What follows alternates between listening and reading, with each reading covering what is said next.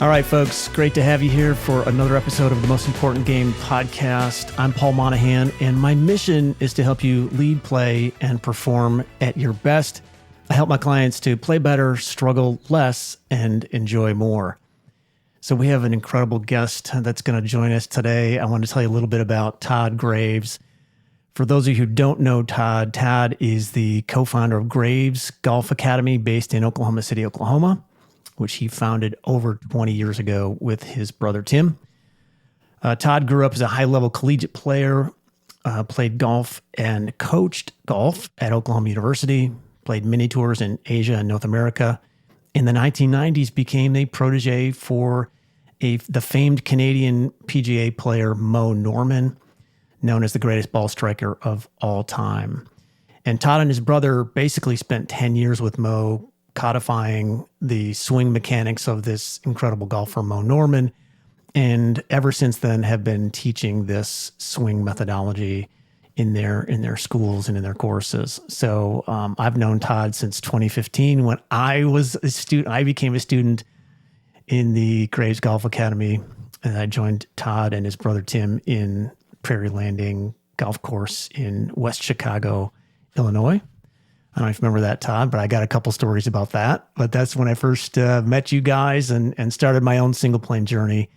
And so great to have you, Todd. Great that you're with us today on this call. Yeah, thanks, Paul. Thanks for finally getting together, and looking forward to the conversation. Yeah, I appreciate that. I should also say that Todd was kind enough. And let's go to the book cam here. Here we go. This moment is sponsored by The Most Important Game.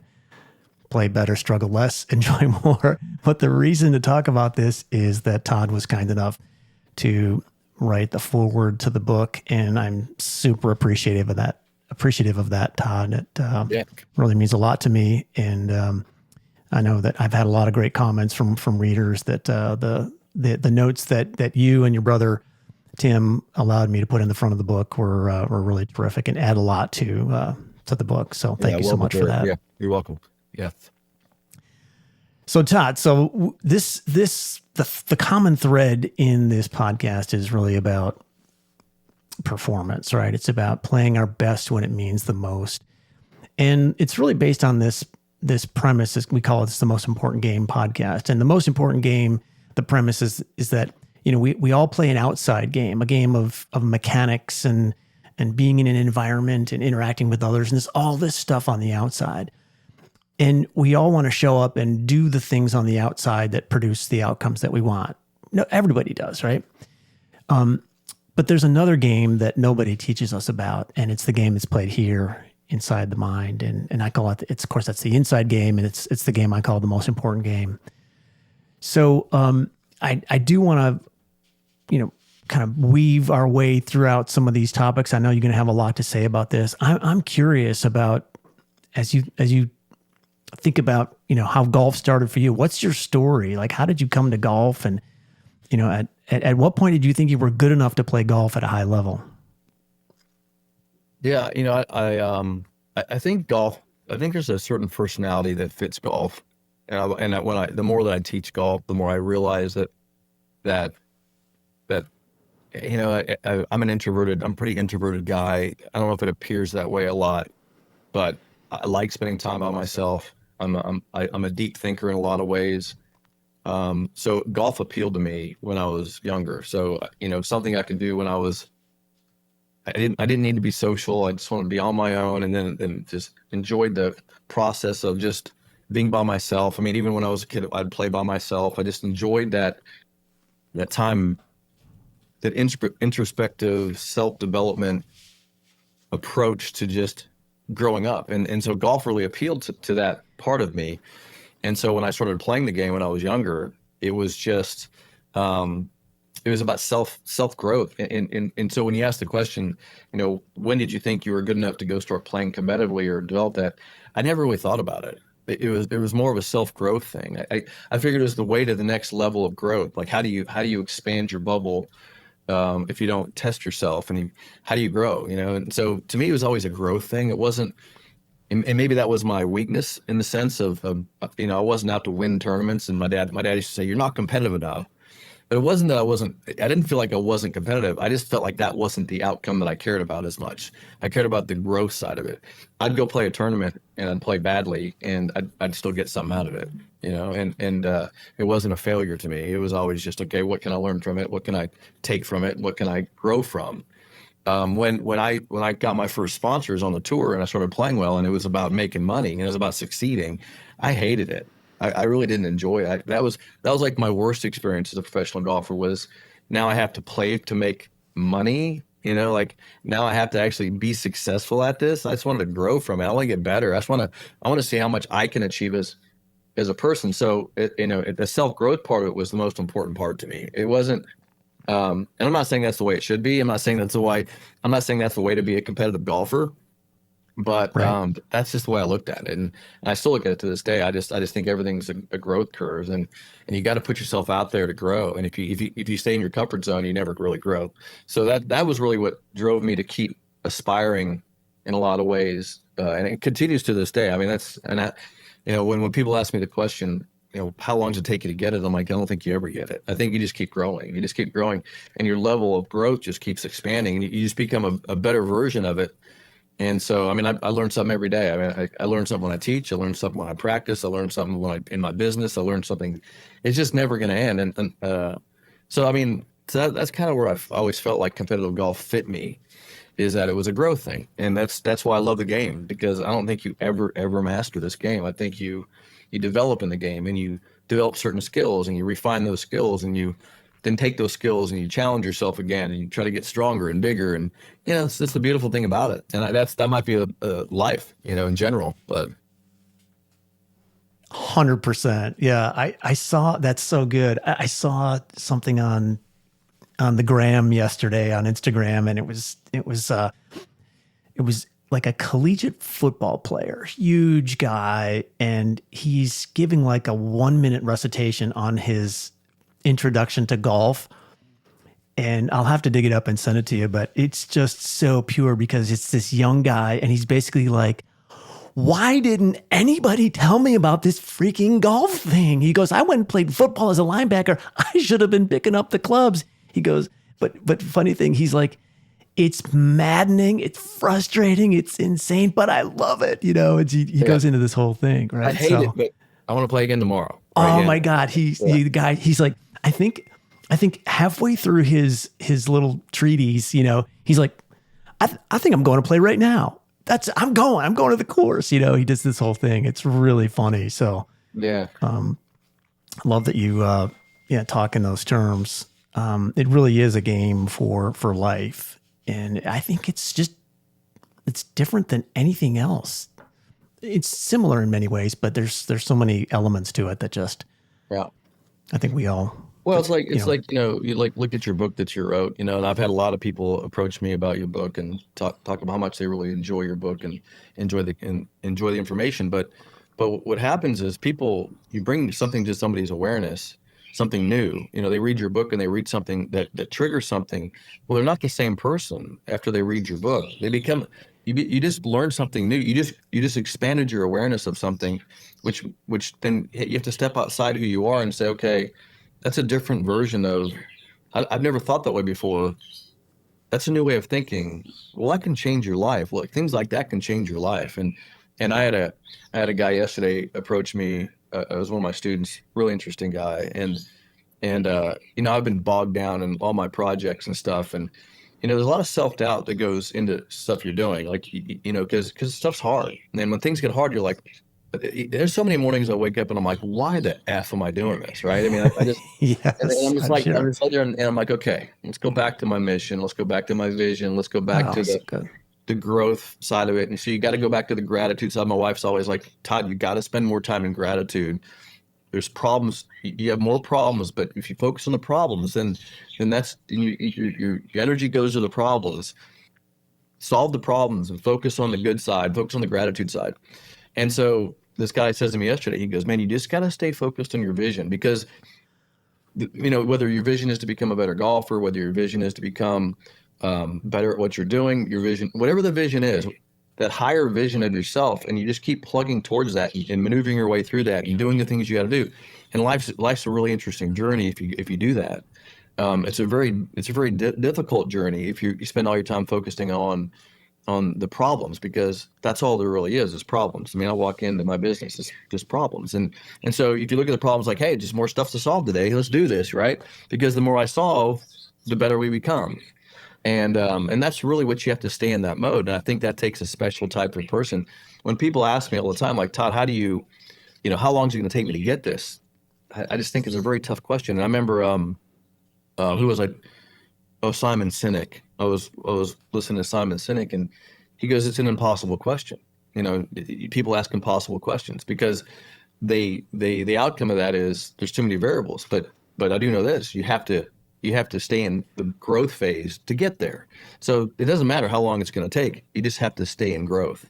And you got to stay in growth. You got to stay in awareness. You got to stay in expansion, and you got to read books like your book. You got to open your mind to new ideas and new concepts, and you got to find people that have maybe had success, or people like you that have been helped high achievers, or being a high achiever yourself. They can open your awareness to things. So to me, that's what I've always spent a lot of time doing is meeting people and involving myself with people that are no more than me, or that are more evolved than me in certain areas. And that has been that has been a benefit, a big benefit to me. And the other thing too is I think that if you're in your passion and you're in your zone of things that you're loving to do, the right people show up somehow. I don't know how that works. I mean, maybe it's a law of attraction thing that people talk about. There's something to that. It's the energy levels that you project out, that you bring in, that when you're in that mode, and when I know, quite frankly, when I'm in my creative, visionary expansion mode, people show up. Like, they just show up. I don't Right. know how it happens, but so really the mission is to stay there as much as you can and spend time there, and not spend time just solve problems. Just solve the problems, and then spend your time in that mission. And that tends to be where I enjoy it most. My life's better when I do that, and I end up having a lot more joy, for sure. I love that. Yeah. Play better, struggle less, enjoy more. Right. I mean, Yeah, yeah. And yeah, this idea of just get in the arena, right? That's right. The credit belongs to those in the arena. And for sure. when I know that's a pretty famous quote, and Theodore Roosevelt, talks about giving the credit. And I think a lot of that is not just like the credit belongs to, but I think what he's also saying is that life is better for the people who willingly step into the arena and get bloodied and battered and, right, and work through that struggle and work through their problems. Like, life is actually better. Yeah. Yeah, I don't think anybody ever regrets being in the battle, right? I mean, I don't think because it's like, let's do this. And I actually want to be around people that want to be in the battle.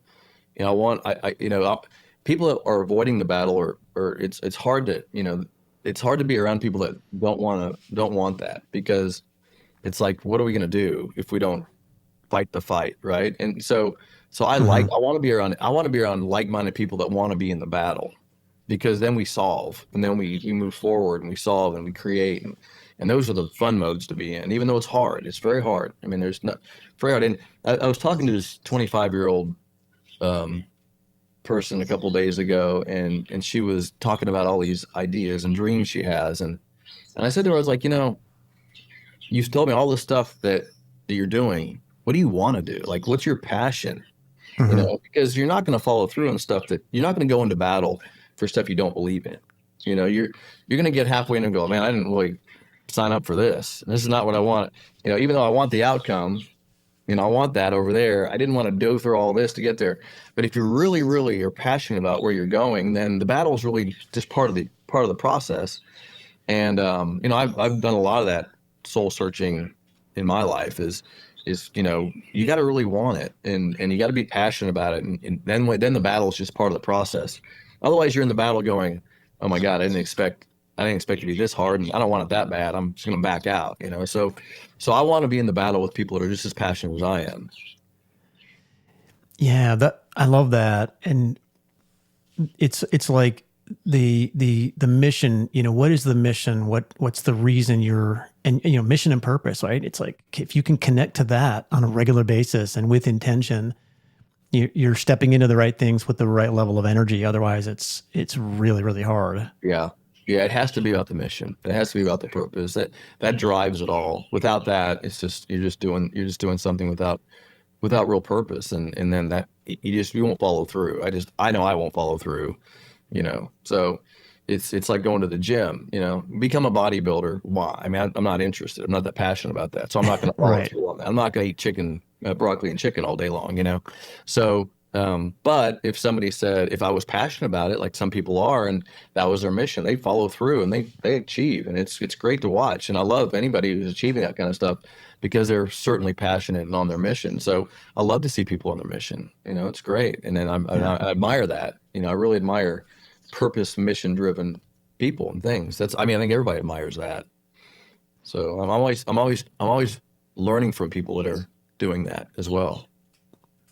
Yeah, I know you are. And I'm not sure if I know anybody who is as growth mindset oriented as you are. Like, where does that come from for you, you think?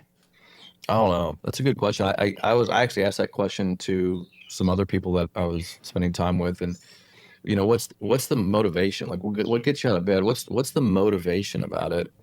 Um, that's a tough one. I mean, I don't know if it's in your value system, deep down in your value system of, um,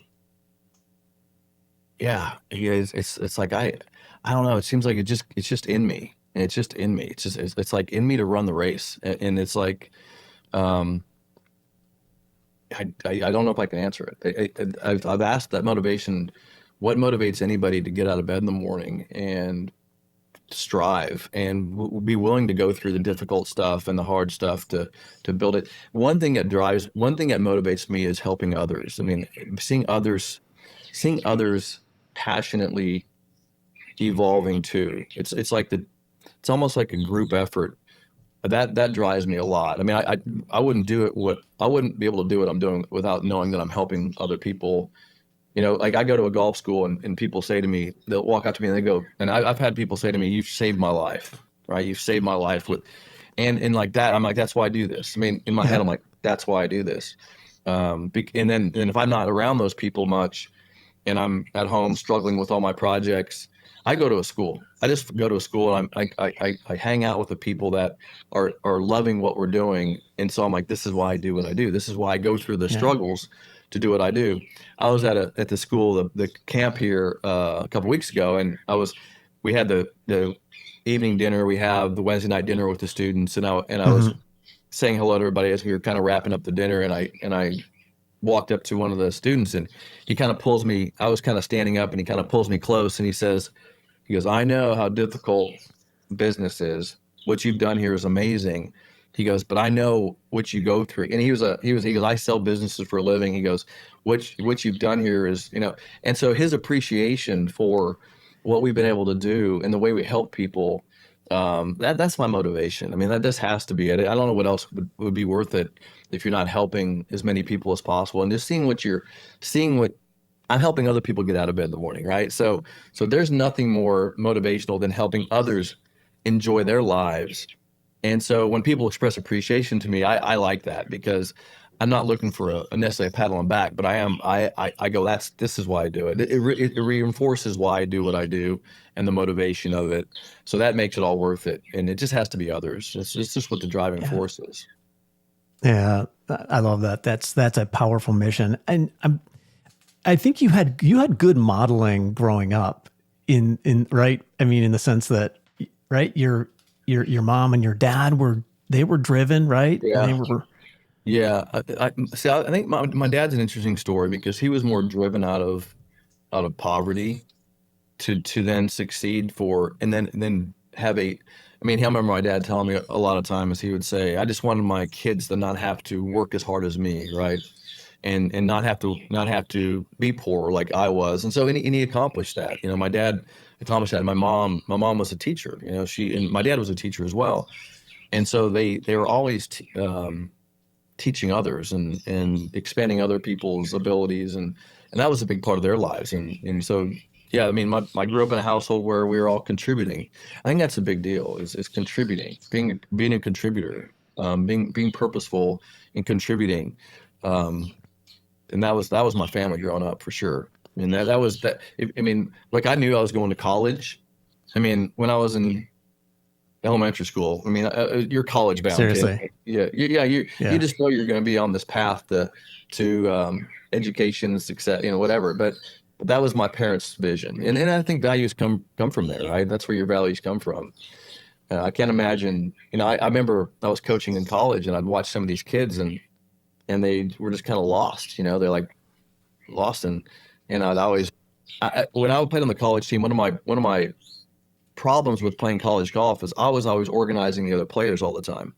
So they weren't going to class, they were skipping classes, and they were screwing off, and I was like, you got it. I was always the one that was kind Oh, of, seriously. that's why they made me the coach, because I was always dictating, like making people stay on there, do your job, do your job, do your job.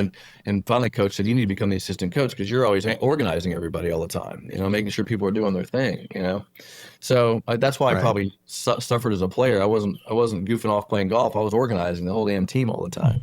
So, and that's kind of what I do Yeah. now. So That's great. I love that. What do people not really understand about the game of golf at the highest levels, at the, you know, say at the professional competition level?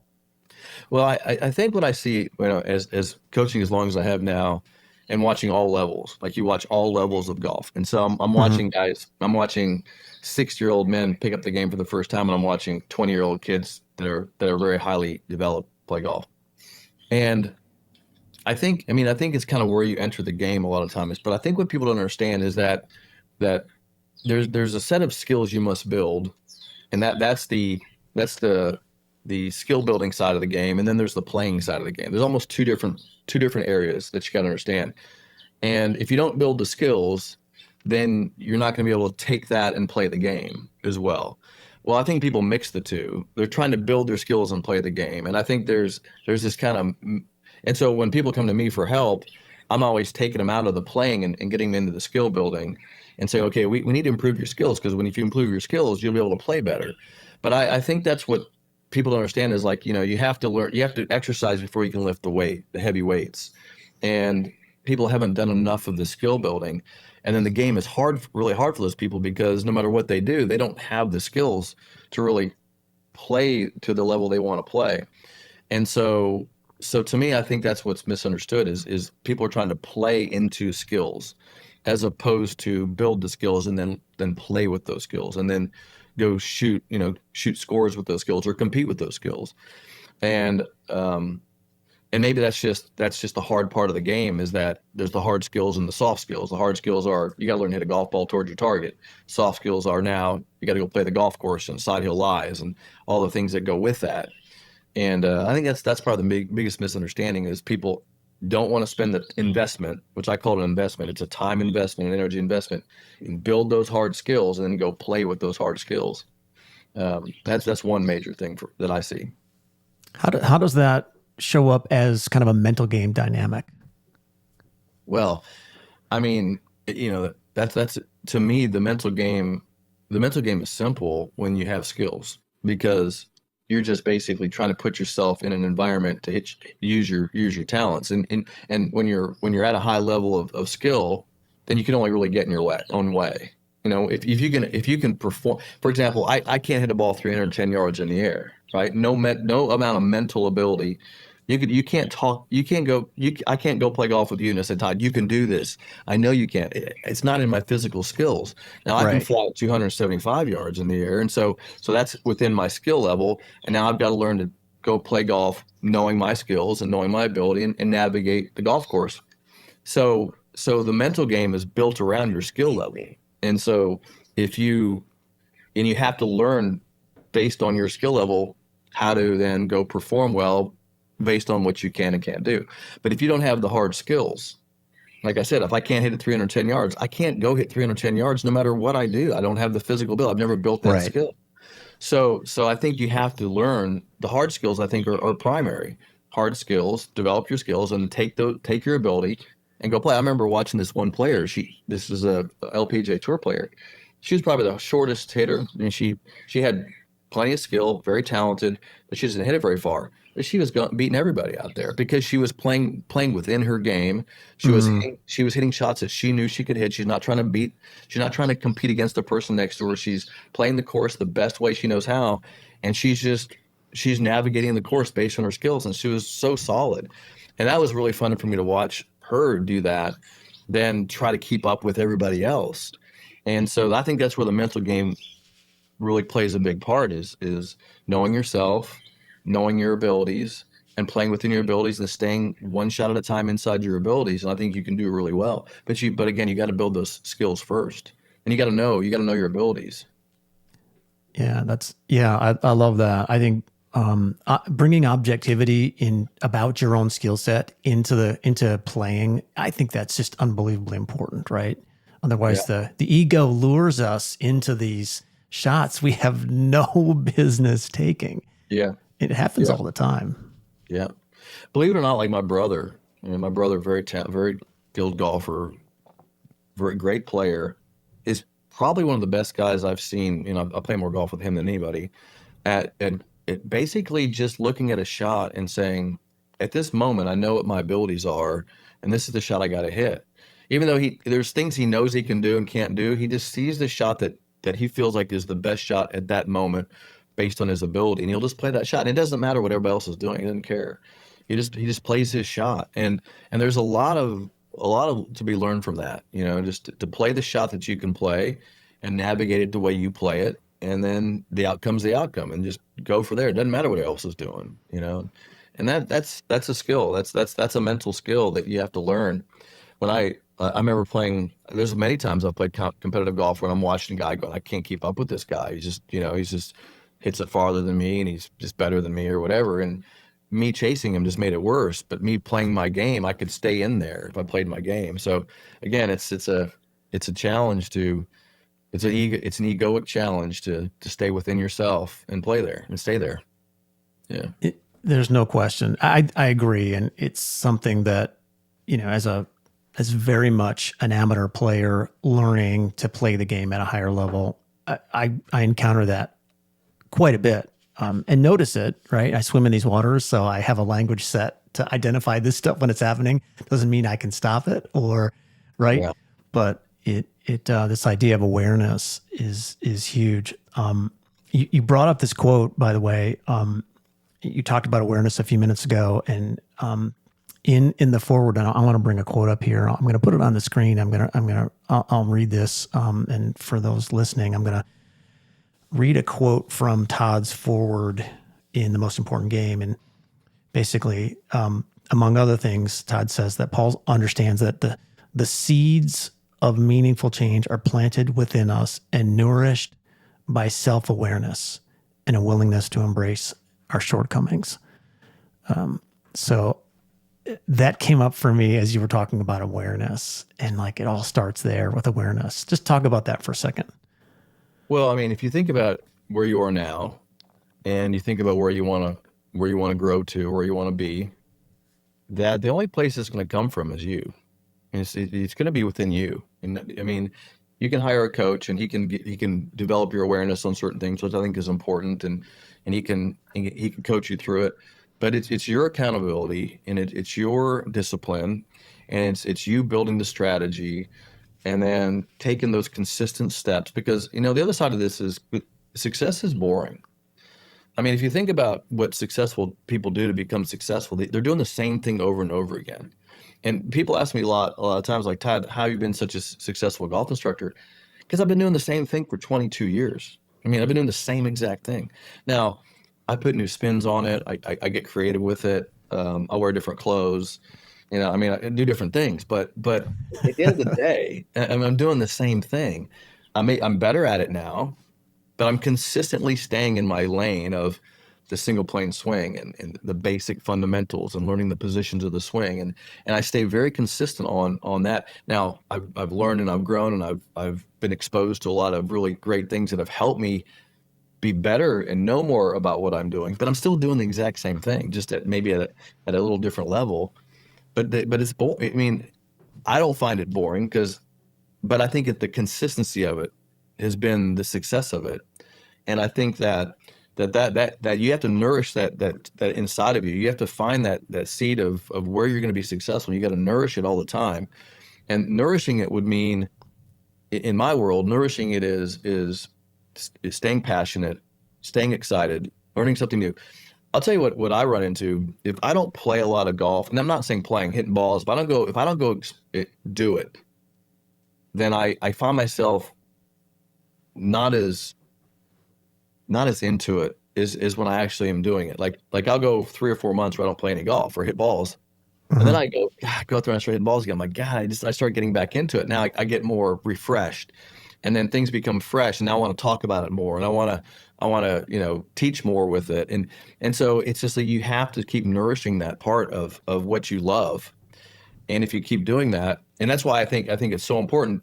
Like books like yours, if you're in the pursuit of self growth, then you've got to read books about self growth. You got to know you got to know guys like you that are that helping people with self growth and performance. That's part of nourishing yourself. You got to nourish those things inside of you. And then it just becomes, again, that's why I'm always in the growth phase. So I'm always saying, grow, keep growing. I got involved with all this real estate stuff, 3.5 years ago. And I knew nothing.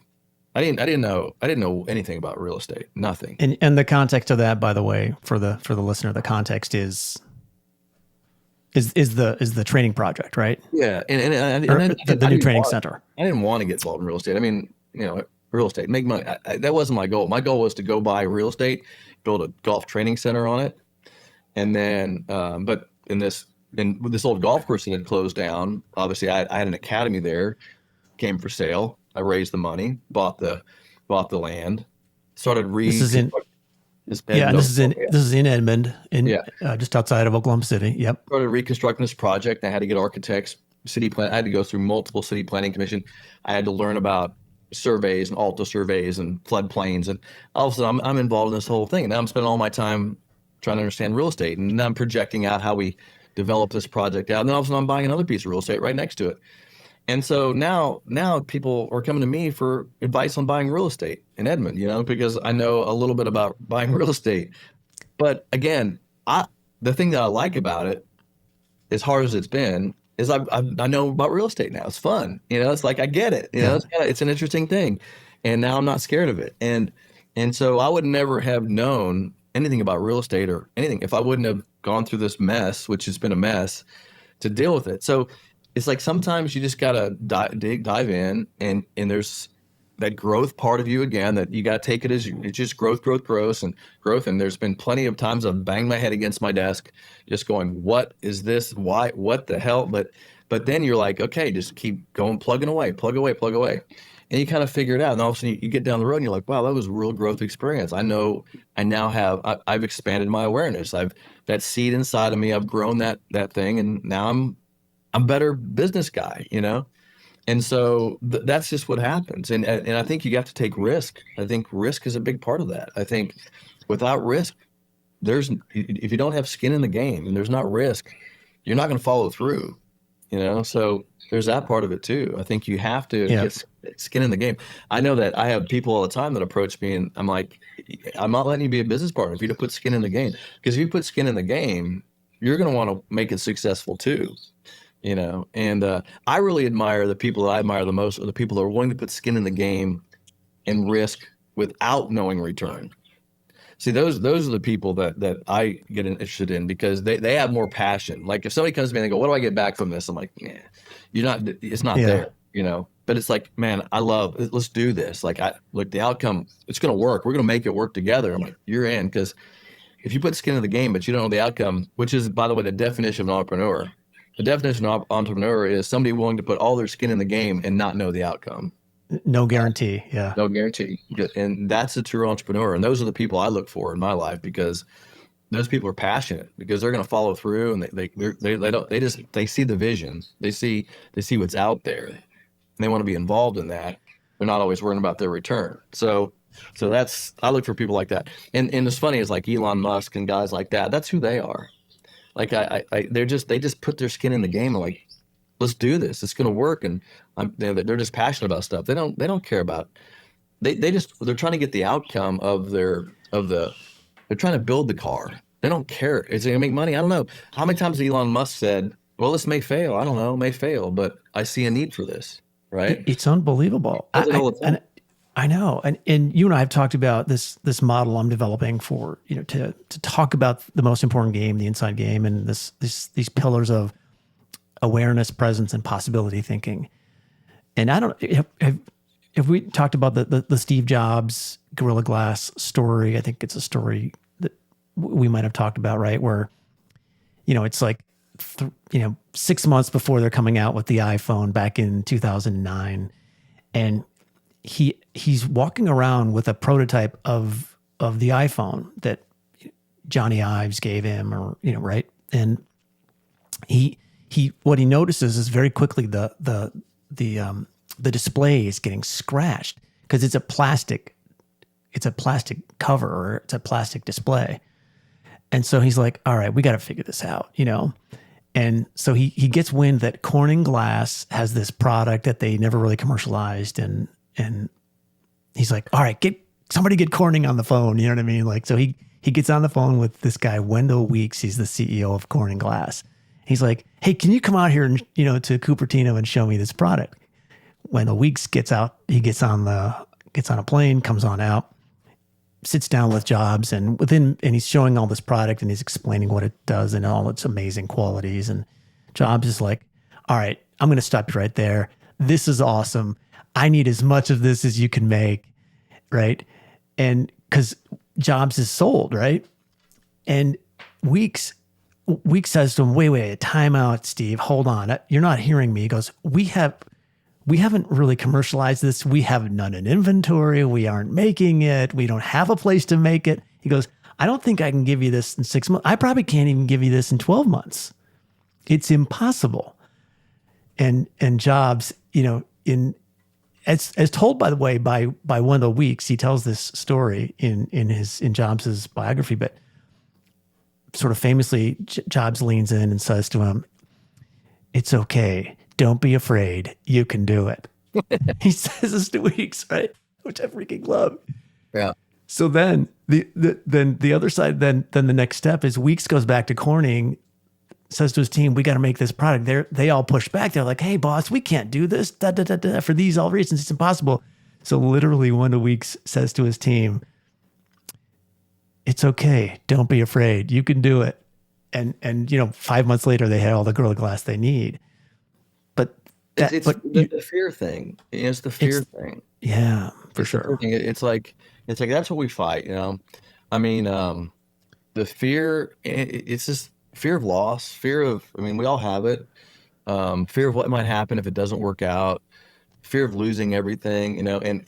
Those of us that can overcome the fears of it and just ride the wave of what we're passionate about. Those are the successful people. Is the people that don't experience. I mean, I think they experience fear, but they just don't react to it. They just understand it's just like, I always read these stories about these successful people and who have lost everything, and then they bounce right back. It's just like this bounce back. It's like, lost it all, then I did it again. And it's like part of the game. It's just like a game. It's just like and so we run around trying to keep everything we got, and then the fear of losing it. And these guys run around like, that's just stuff. We'll figure it out. They just make stuff work. And I really admire that about people that can live without fear. Because I grew up in a house with a lot of fear, and I think that's what I've rebelled against a lot in my life. Is just the scarcity consciousness. That scarcity thinking. And you can carry that with you in your life, and everything becomes, fear-based. But a lot of me has rebelled against that in my life. I'm like, I just don't want to, I don't listen to that side of it anymore. I just kind of, what am I doing? Let's stay passionate on what I'm doing. Let's stay on the mission and just roll with this. And, I think a lot of my successes come from there, but it hasn't been easy to overcome that. I think it's that right. we all have fears that we have to overcome. And Steve Jobs obviously was good at motivating people to get past that. I love that story. Yeah, and I think it goes back to like an internal dialogue, right? It's like he carried an internal dialogue. He had an internal language set that could allow him to move successfully through something like that. And a lot of people don't have that. And I love this discussion of scarcity versus abundance. And I often talk at our schools and with our students about okay, what kind of a operating mode are you taking out onto the course? Are you operating from a scarcity mode where you're afraid to lose that par that you already think you have, which you don't, by the way, you haven't completed the hole yet, right? Or are you staying in a mode that's all about, hey, what might I be able to produce here? Yeah. What's possible here? And understanding that life, that golf and life can feel abundant. In fact, there's a ton of abundance. We just step into it. Yeah, no, I think that, I think you have to train yourself. I think, like everything has to be practiced. And maybe, golf swing has to be practiced. Mm-hmm. How you think has to be practiced. Abundant thinking has to be practiced. Great gratitude needs to be practiced. I don't know why. I don't know why we've probably because maybe our upbringing, we were don't play in the street, you'll get hurt. Don't be careful. Don't do this. Be careful. Make sure dot your I, and you got to get insurance. I mean, all these things that we've been taught. It's fear based, and Sure. then all of a sudden now we know that success and joy and prosperity comes from abundance. And look, I know that, like you're like me, I want to be around people that think abundantly.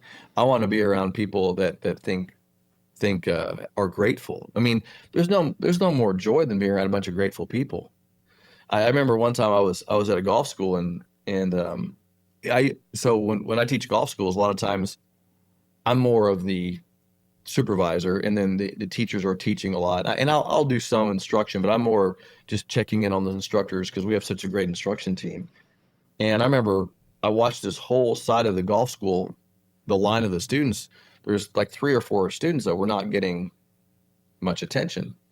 And so I went over there and I started helping them, and I started talking to the instructors about it. I'm like, what's going on over there? Why aren't you guys spending time over there? Like, oh, they're just so ungrateful. Like they just are just, and I'm like, so the natural habit of a human being is to gravitate towards gratitude. Like if we had students over there that were so grateful, they're like, thank you so much for that help. All my instructors want to go work with them. They're the greatest. Right. So much fun to work with. And so what you found was that if the students were in a state of gratitude and having fun and having a great experience, man, my instructors are just thriving in that environment. And then if the students are frustrated and, why am I was hitting it better before I got here, those kind of things. Well, then the instructor's like, well, this is a very stressful situation to be in, right? So I know that if I respond in the world with gratitude, that it comes back, like things come back to you and things come towards you. But we have to practice that. And it's so easy to get in a mode of just negativity and frustration and stuff. Well, you're going to attract that. The more frustrated you are, the more you'll attract. You start seeing a car cut you off in traffic. You start seeing things that you don't like. You start seeing the things that piss you off, and that's all because of the state you're in. It has nothing to do with the car cutting you off. You drive down the road, a car cuts you off. You could say 2 things, or I hope they're okay. They're in a hurry. They might. I hope they're okay. I hope everything's okay with them. You can respond differently, but it's all up to you. It's all inside of you. That's why the seed's inside of you. You can water it with gratitude, or you can stress. I love that. Stressed. Yeah. And I'm sorry to interrupt, but I wrote down something that you had said to me. This is years ago. And it was in the context of story. We were having a conversation, and you basically said, hey, stuff happens. The rest is just story. Yeah. And like in other parts of my work that I do, I literally teach that, and I've attributed that quote to Todd Graves. Yeah. Well, what's funny is like I remember one time I was asked a question.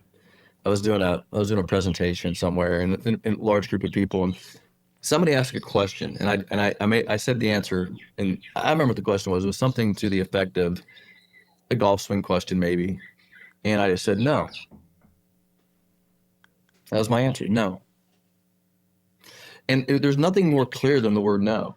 I mean, it's just no. It's either there's no gray area, no. It's just nope. Or it could have been no, and then an explanation and a story why. But see, people would get caught up in the story. Like, Right. well, he said Right. no, but then there's all this stuff behind it. So it really said no, but he didn't mean no, right? But I didn't. I just answered Yeah. no. A I said, conditional no. no. Yeah, and you've seen me do webinars where people ask a question, and I'll say, "Well, is it okay if you do this?" No, it's not okay. Don't do that. Don't do that, right? There's no story behind it, and stories create, emotions, and emotions create responses, and responses create interpretation, and interpretations become your story, and then you start developing your own ideas around it.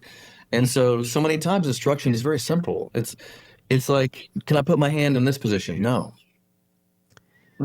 Yeah. I told you where to put it. I showed you where to put it. You know what I mean? So put it there, and we'll work it out from there. So stories, but it's when I'd play tournaments, and I'd show up at the tournament, and people would say, "How'd you play?" And I just tell them a number, 75, or it's 75, but on four, I hit this amazing shot off the land of this tree, and then it fell into the water. But I mean, I hit it good, but no, it's so no. It's funny because I interviewed Roberto after the last tournament, and I wanted to hear his stories. And the reason I wanted to hear story is because he says he can speak a story with complete indifference. Now, there's interesting. I mean, I don't know if you've been exposed to that much, but there's times when people tell you a story with emotion, like it was really upsetting, but he will tell you a story about golf with zero emotion attached to it. It's complete indifference. I hit a shot, we went up there, couldn't find it, hit the tree, it was in the water. Luckily, we found it. I was able to play my shot, had to hit this big hook in the corner, but it's not like, and I'm adding to the story. Like, he's just so indifferent about it. And I think indifference is such a cool thing when it's just like, this is what happened. I mean, it's not a story. It's just what happened. Here's the facts. I hit a shot, hit the tree limb, went in the water. I had to drop 40 yards back. I hit my next shot up next to the hole, hit on the green, made the putt, got one to the next hole. Like, there's just so much indifference about it. But you're like, you hit the tree, come in the final 3 holes, you're leading the tournament, you caught a tree limb, and I'm like, I'm adding all this drama to it. He's like, you're adding it. That's so funny. He's like, right. Yeah. But it was no big deal because I had a 4-shot lead, and there's no big deal. Like, it's so much indifference, and I love it because he plays golf with a complete indifference. And Mo used to talk about that a lot. Is this play with indifference, and it's an interesting way to play. It's hard to do. It's hard to play with indifference because you want to add story to every shot you hit, and there's no story. It's just what happened. I think it's one of the most important skills in golf and in life. And if I'm working with a leader or think any performance domain, the stuff that happens that we want to attach and just load with story. Oh, can you believe she said that? Or, whatever. No, like, that's what she said. That's the best she could do in that moment. That's the best I could do in that moment. Yeah. And it went over there. And then I walked up to it and I hit the next shot. If we're not willing to explore that kind of a mode, I think that the game, we can be in struggle a lot in golf and in life. Yeah, I do that a lot at the golf schools. People ask me questions about the mental game and stuff. And I remember one time a student asked me, he goes, Todd, there's 2 good players at our club, and we always get paired together at the club championship. And he goes, I hate playing golf with this guy. He's miserable to play golf with. He's negative. He says things all the time. He's just such a difficult guy to play golf with. He talks when you're trying to hit. He's just like a miserable guy. He goes, what should I do? I'm like, play with him more. Because you're the one creating all these stories about it. He's just being who he is. He's just being, called a jerk, whatever. He's just being the guy that walks in front of you, and it doesn't matter. You don't have to react to it. I mean, you can just play your game, and pretty soon, if you can learn to just do your thing, and that doesn't bother you anymore, and pretty soon you don't even notice it. I mean, pretty soon you got to get to the point where, so years ago, I don't know, I was studying Maslow's hierarchy, and looking at what do you call it? Self-actualization or the, Self-actualized people. And yeah. do you know what his final test of self-actualization was? So did you ever know what Maslow's final test of self-actualization was? I'm not sure I know that. Yeah. So his final test was the one question test, and he said if you went to if you showed up at a ball and you showed up and everybody's dressed formally with a bow tie and tuxedos on and looking formal, and you walk in and you're wearing t-shirts and jeans and you're self-actualized, what would you do? And students came up with answers like, well, you wouldn't care, you just go to the party, who cares, right? You just have a good time. But the answer was you wouldn't notice. The true Ooh, actualized person nice. wouldn't notice, right? And so there would be no comparison. Yeah. You're just existing in a world that you're not doing it. You're not comparing yourself to other people. Yeah, you wouldn't notice. So it's a different level, right? Totally different level. Yeah. So That's it. That's interesting. I probably for another podcast, but it's like, well, then are you okay? You wouldn't notice. So does that mean that you're not alert and you're not reading the room? Does that mean your IQ is your emotional intelligence is not what it should be? no, Or I think you're there for the party, right? You're there to experience the party, and yeah, you went there with a mission to experience the party. So your mission, you accomplish your mission. You're not mission isn't based on what you're wearing, right? It's based yeah, yeah, on yeah. mission. Right, So right. I went there to meet people and have a mission and go to the party. I didn't go there to compare myself to others and make sure I was dressed well.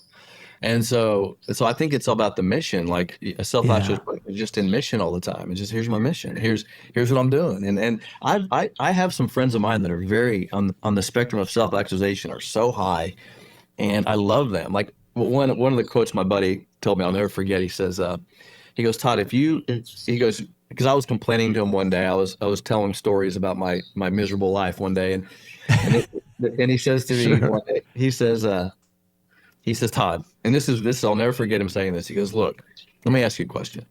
He goes, if you took all your crap and you put it in a bag, and you have 100 people in the room and they all put their crap in a bag, and you put it in the middle of the floor, and you got to go pick up one bag of crap, what bag are you picking up?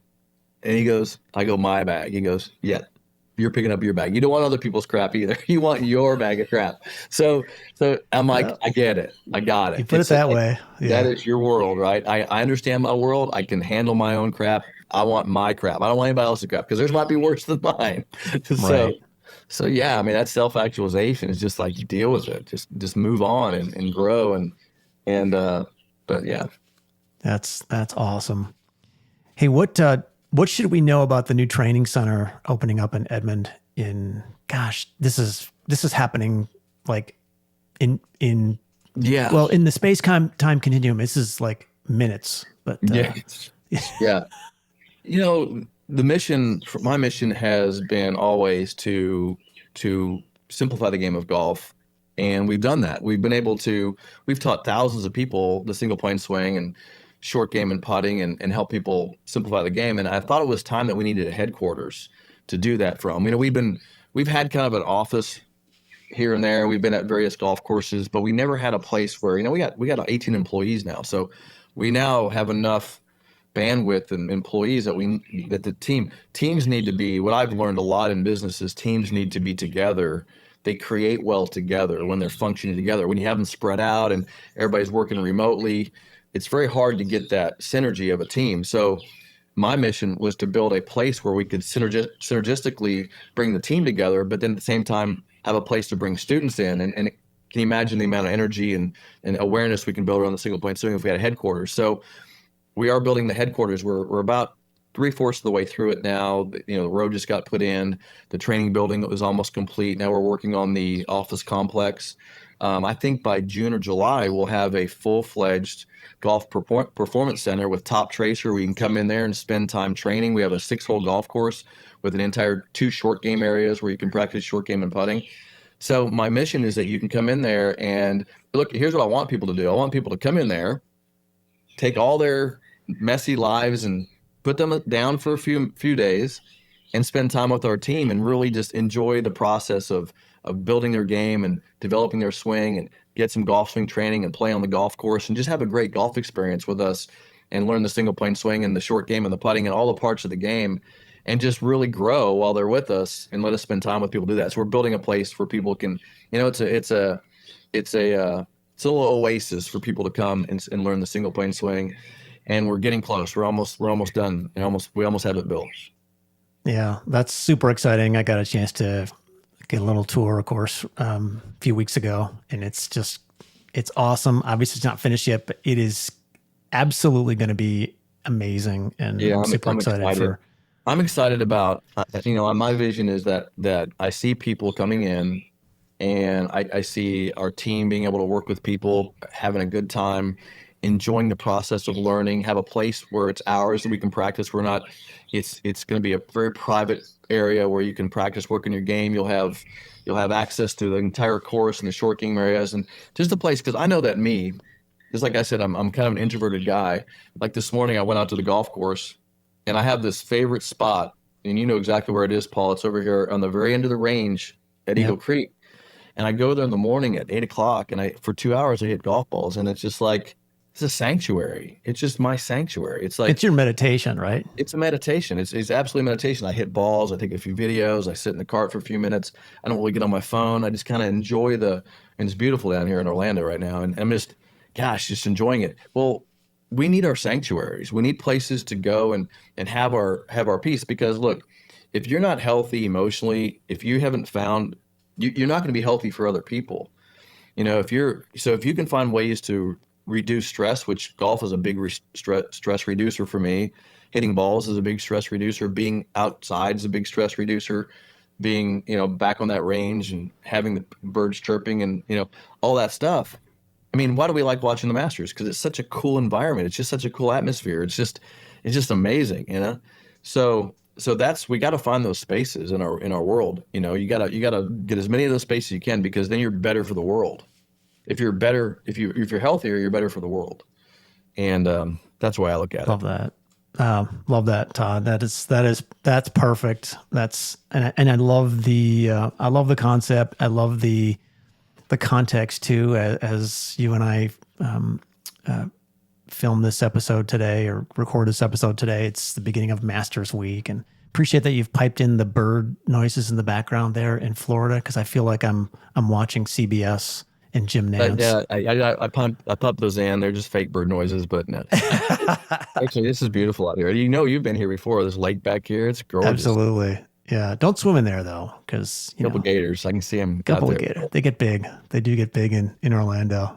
So, hey Todd, this has been super awesome. I love the direction of the conversation. I thought it might go to some of those really, really deep places, which is super cool. You're always such a thinker about this kind of thing. Just for the listeners, as we kind of wrap this thing up, what's the best way to that they can find you and find your amazing company, Graves Golf Academy, and maybe learn a thing or two about golf? I'll tell you what people should do. We just launched Single Plane Academy, and it's at www.singleplaneacademy.com. And so, have you been on? You've been on there plenty, Paul. The new Single Plane Academy. You chime in a lot on there. So it's a community, and it's there's a lot of free instruction there, but it's really where we're going to drive everybody into the academy because we're able to communicate with everybody that comes in there. We can get you started in the right places. There's a clubhouse you can communicate with guys like Paul. Paul's in there. You're doing things. I'm in there. I'm posting videos all the time. It's kind of everybody says it's like our Facebook for single plane, but it's uninterrupted with all the ads and things like that. So you're gonna get everything about single plane. So I would have them go to singleplaneacademy.com and just register, and then we'll get them involved any way they want to get involved as far as how much they want to learn. You want to learn about Mo Norman? There's plenty of stuff there. And I'll put a plug in for this. I just got off the phone with some pretty high profile Hollywood guys for the Mo Norman documentary, which this thing's going to be cool. So we're looking at doing some great stuff with the Mo Norman documentary right now. I won't name some of the Hollywood names. You'll hear about them shortly when we announce this. But the Mo Norman documentary, which is a film I've been working on, is taking shape. We're hoping to have that a completed version of it soon, but we're thinking about doing a docu-series on it. So there may be more to it than just a documentary. So a lot happening with that. So, but that'll all be posted inside the academy as well. We talk about single plane. We talk about Mo Norman. We talk about you. We talk about helping you with your swing. If you have questions about your golf swing, if you have anything that goes on with single plane, we're always in there talking about it. And that's why we created the whole community of Single Plane Academy. So that's where I'd want to send everybody right now is, and if they want to visit our website, go to gravesgolf.com, but you'll get the website view of our company from there. But I would go to singleplaneacademy.com and just log in there and you'll start talking to us. That would be best. Yeah, I love that, Todd. Appreciate that. The one thing I will say is that nobody I've ever met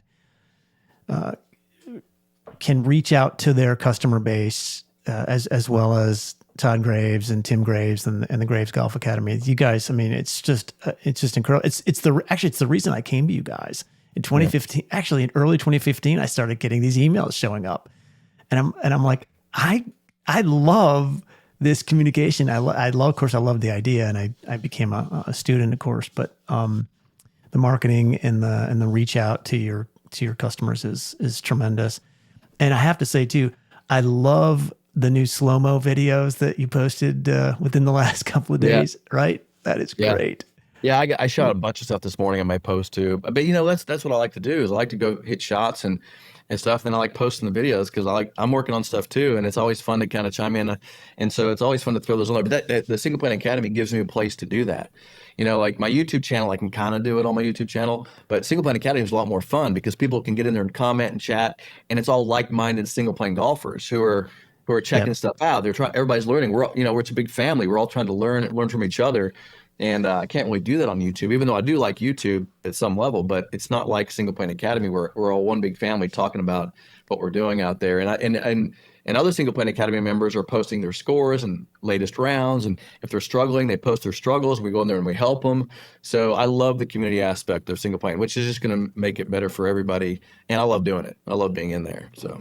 Yeah, it's terrific. Well, I hardly go to Facebook anymore. I don't go there anymore because it's just like, I just go into our community, hang out with our guys. Too many ancillaries there. Just give me the stuff I want and I can get it at Single Plane Academy and love it. Well, you and your team have just done an amazing job and everybody, if you're interested in a golf journey, there is no better place than Graves Golf Academy. It's amazing people, and the model is tremendous. And this has really been a tremendous journey for me personally and even professionally. So, I saw your swing yesterday. You sent me. It was amazing. It was great, really good.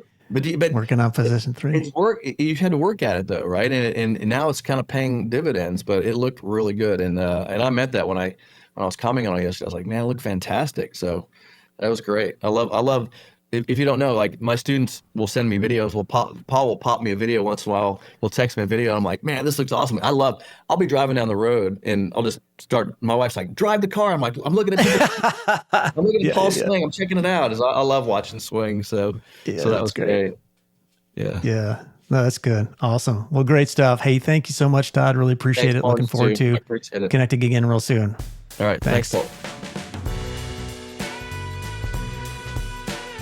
Okay, there we go. Episode 6 is in the can. Todd Graves. Man, what a fun conversation. If there's one thing that I'm reminded of just spending a little time with Todd is how passionate he is about all things inside. Like, this is one of these guys, he looks like he's an outside game guy because he talks all the time about skill development. By the way, Todd Graves, if you ever get a chance to see him live and in person, he could be the greatest ball striker there is on the planet right now. Like he'd tell you, look, I'm not going to go out and win the Masters anytime soon, but as far as hitting the ball dead straight in the middle of the fairway again and again and again, 260, 280 yards or farther, it's really unbelievable. So I encourage you, both the viewers and the listeners, if you have an opportunity to do that, if you haven't already, please do that. But what Todd does is, he sounds like he's an outside game guy, swing mechanics guy, and he is. He's all about that. But he spends so much time on his inside game. It's really crazy. And it really pays dividends for him, both in his business and his life, his partnership with his brother. It's really cool. So, So anyway, thanks for joining me for this episode of the Most Important Game podcast. Again, I'm Paul Monahan, and my mission is to help you lead, play, and perform at your best when it means the most. I help my clients to play better, struggle less, and enjoy more. So if you want to learn more about the work that I do, certainly reach out to me or visit my website. It's paulmonahan.com. You can find my book there. It's The Most Important Game. Play better, struggle less, enjoy more. It's available in paperback, hardcover, Kindle, and audio or Audible. If you're watching on YouTube and you really enjoyed the conversation, please consider hitting the like button and subscribing to my channel. I would love for you to do that. That would be fun. If you're listening to the podcast, please hit the follow button and you will be sure to get indications and indications. What a funny word. We'll let you know when the new podcasts are coming up, and we want you to be tuning into these podcasts. So we're going to continue to have guests like Todd Graves in the future. We've got a really nice lineup. Also, if you have topics that you're interested in hearing us talk about here, or guests that you'd like for me to spend some time with, drop me a note in my email inbox, paul@paulmonahan.com. Special shout out to our producer, Kevin Monahan, who does a great job behind the scenes. Thanks, Kevin. And until next time, remember, don't give up. Stay in the game. It is possible for you, no matter the arena that you're playing in, to play better, struggle less, and enjoy more.